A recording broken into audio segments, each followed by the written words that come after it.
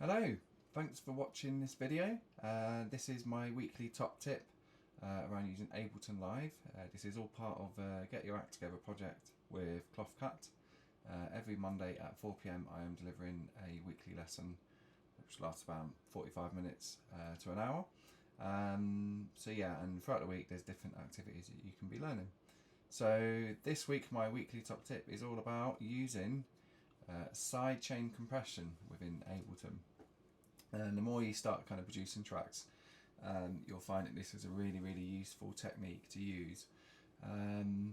So what is sidechaining? So the best way to kind of describe it, it's basically every time, so for example we have like a sound, we can sidechain a kick drum so that every time the kick hits, the sound kind of ducks down. And this is a really good technique for using within your productions if you want your drums to stick out a little bit more. It's a technique which is quite regularly used on radio. So for example, when the radio presenter would talk, if there's some music playing in the background, every time the presenter talks, the sound kind of ducks down a little bit. The music in the background ducks down, so then you can hear the voice of a presenter. So we're all quite used to hearing it, and I'm going to show you how you can achieve that technique. So to begin with, let's switch over to the arrangement view, and I'm just going to load in a kind of a bass sound. I just want a kind of long held bass sound to kind of use.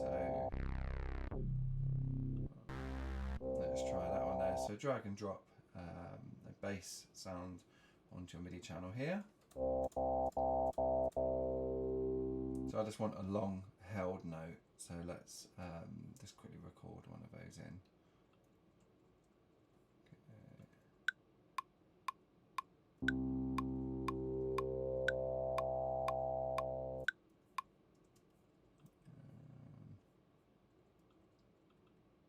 Okay, let's do it in this way. Let's just draw it in. So I'm just going to do a 4-bar loop and draw the note in. So there it is down there. I'm just going to do it on that bottom C. Double click there, and then yeah, just drag that across the whole of that kind of scene there.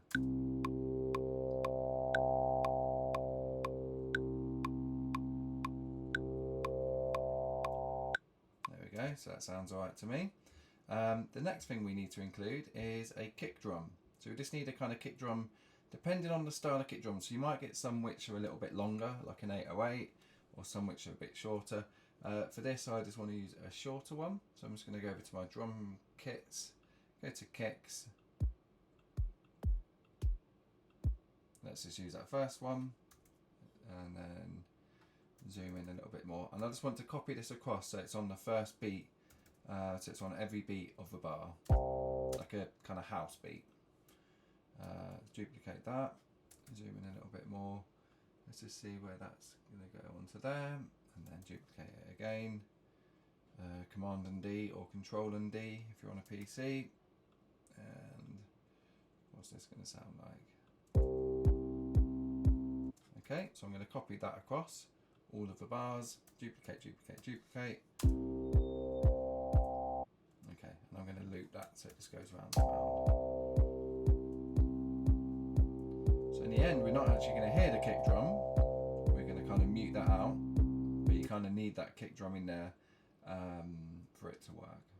Next, we go over to our audio effects, and we go and find a compressor. So for this one, I prefer to use the glue compressor. You can use the normal compressor as well. So if you just drag and drop the glue compressor, so we want to put it onto the bass sound because that is what is going to be side chained. So drag and drop it on there. Here's the bass sound. Don't worry about this. Here's the glue compressor. So to find the sidechain section, click the little triangle drop down here, and it opens up another section, and you see it says sidechain here. So I'm going to click on sidechain. I'm just going to minimize that so we don't have to see that. And then it says here audio from, no input at the moment. So this kick drum here, we're going to send that signal to the compressor. Let's have a little listen to what it sounds like now. And you can kind of see that the compressor was beginning to move there, but we haven't really changed any of the settings on here. So the next thing we need to do is turn the threshold down.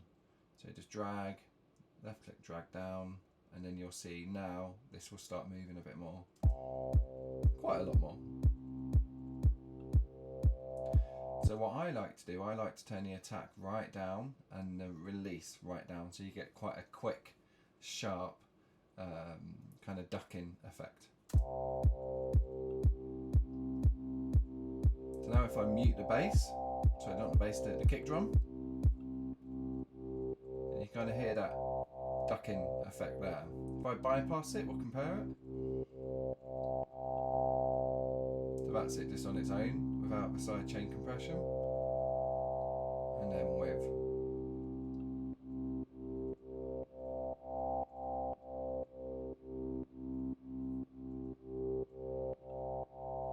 Maybe turn the release up a little bit. And the attack up a little bit. So when you don't, you kind of hear that little click has disappeared now as well.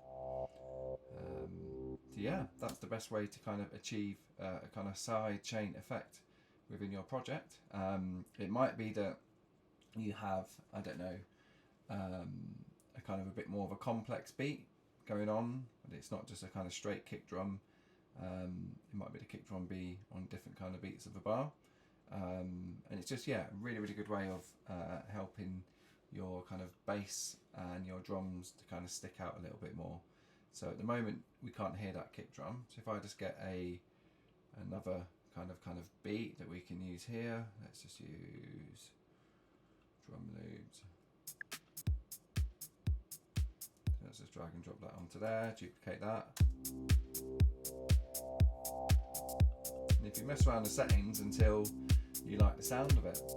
If the bass is quite quiet, then turn the makeup up a little bit.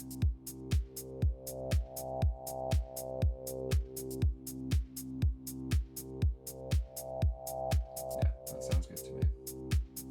There you go. So that's how you side chain your bass with a kick drum. And obviously I've muted it there so you can't hear that, and it just helps your kind of drums and your bass to kind of stick out a little bit more in the mix. Okay, so I hope you found this useful. Please tune in at 4 PM on a Monday to watch me on the Cloth Cat YouTube channel. Please subscribe and look forward to seeing you next time. Bye bye.